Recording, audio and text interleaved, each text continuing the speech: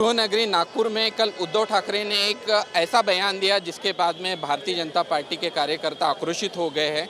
उनको हालांकि कलंक करके बोला गया है और उसी का विरोध आज पूरे नागपुर में देखा गया। हमारे साथ पूर्व नागपुर के विधायक श्री कृष्णा खोपड़े जी हैं, उनसे बात करते हैं। भाऊ, क्या कहेंगे कि जिस तरह से ये बयान आया है उसके बाद में ये प्रदर्शन हो रहा है, क्या कहेंगे? नहीं, ये महाराष्ट्र की 13 करोड़ जनता का अपमान है, क्योंकि आज महाराष्ट्र के अंदर देवेंद्र की देश के अंदर जिस तरीके से छवि बनी है, महाराष्ट्र में वो 5 साल मुख्यमंत्री थे, उनके कैबिनेट में इनके खुद मंत्री शामिल थे और आज उप मुख्यमंत्री करके आज महाराष्ट्र को एक नई दिशा, नई डेवलपमेंट देने का काम उनके माध्यम से हो रहा है।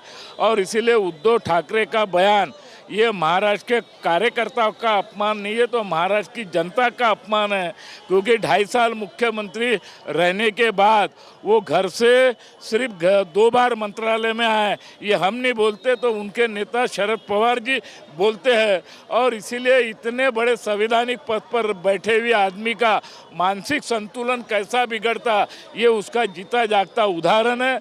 मेरी तो बावनकुड़े साहब से विनंती है कि उनके कोराडी रोड के ऊपर एक अच्छा दवाखाना है, वहाँ जाके उनका इलाज कराओ, क्योंकि इतने बड़े पद पे रहना और इतने बड़े हिंदुत्व की बातें करना, आज उन्होंने हिंदुत्व छोड़ दिया, भगवा छोड़ दिया और राष्ट्रवादी कांग्रेस और कांग्रेस के साथ हरा झंडा लेकर जो वो आगे बढ़ रहे, और इसीलिए उनकी मानसिकता खराब हुई है, क्योंकि सत्ता जाने के बाद किस प्रकार का बयान उनका बारंबार आ रहा है। और उनके पप्पू जो रोज़ सवेरे से 9 बजे से जो चालू हो जाते हैं, वो गलत परंपराओं को महाराष्ट्र के अंदर जन्म दिया। आज देवेंद्र फडणवीस जी को उनको संसद पट्टू करके केंद्र सरकार ने पुरस्कृत किया, महाराष्ट्र सरकार ने उनको अच्छे संसद पट्टू करके पुरस्कृत किया। और इसलिए इतने बड़े नेता को इस प्रकार की भाषा का उपयोग करके ये संवैधानिक पद पर बैठे हुए व्यक्ति ने इस प्रकार का भाषा का उपयोग करना, ये टोटली गलत है। ये महाराष्ट्र की जनता का अपमान है। और हमारी तो विनंती है उनसे कि आप जरा जबान के ऊपर लगाम दो, क्योंकि आप बाला साहब ठाकरे के पुत्र हैं, इसीलिए लोग तुम्हारी इज्जत करते, नहीं तो लोग तुमको घूमते नहीं। क्योंकि बाला साहब ठाकरे जी के साथ 25 साल भारतीय जनता पार्टी की युति थी, और बाला साहेब ठाकरे जी ने उंगली उठाया तो देश हिल जाता था, उंगली नीचे किया तो पूरा राज्य हिल जाता था। इनके उंगली हिलने से भी एक छोटा सा बच्चा भी नहीं हिलता, इस प्रकार की हालत उनकी हुई है। और इसीलिए उनकी सत्ता जाने के बाद वो क्या बोलते उनको खुद को नहीं समझता, और इसीलिए इतने बड़े आदमी ने इस प्रकार का भाषा का उपयोग करना, और हमारा अंत उन्होंने अभी देखना नहीं चाहिए, राज्य की जनता का अंत उन्होंने देखना नहीं चाहिए। क्योंकि जो बची बुची जो 12-13 जो आमदार उनके पास बचे, वो भी अभी धीरे धीरे अभी वो शिवसेना में जा रहे, वो जीरो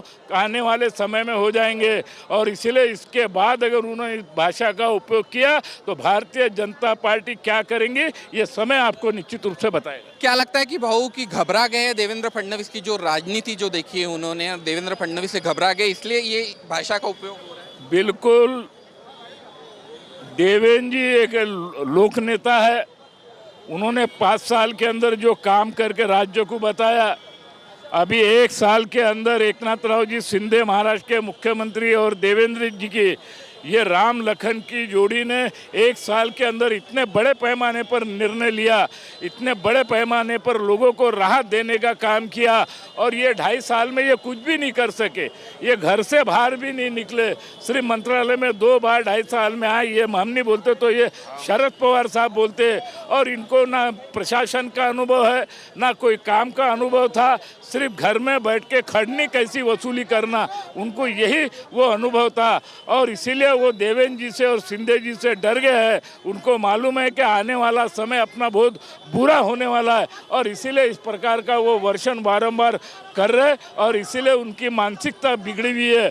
सत्ता जाने के बाद किस प्रकार की मानसिकता, क्योंकि मुख्यमंत्री थे, वो संवैधानिक पद पर थे, और इस पद के ऊपर रहने के बाद इस प्रकार की भाषा का उपयोग करना उनको शोभा नहीं देता। थे कृष्णा खोपड़े जी, जो पूर्व नागपुर के विधायक थे और विधायक है, और और जो कि अपने आप में एक जिस तरह से जो कि विरोध हो रहा है और जिस तरह से उद्धव ठाकरे ने भाषा का प्रयोग किया उसके खिलाफ उन्होंने माफ़ी मांगनी चाहिए और एक तरह से देवेंद्र फडणवीस की माफ़ी मांगनी चाहिए।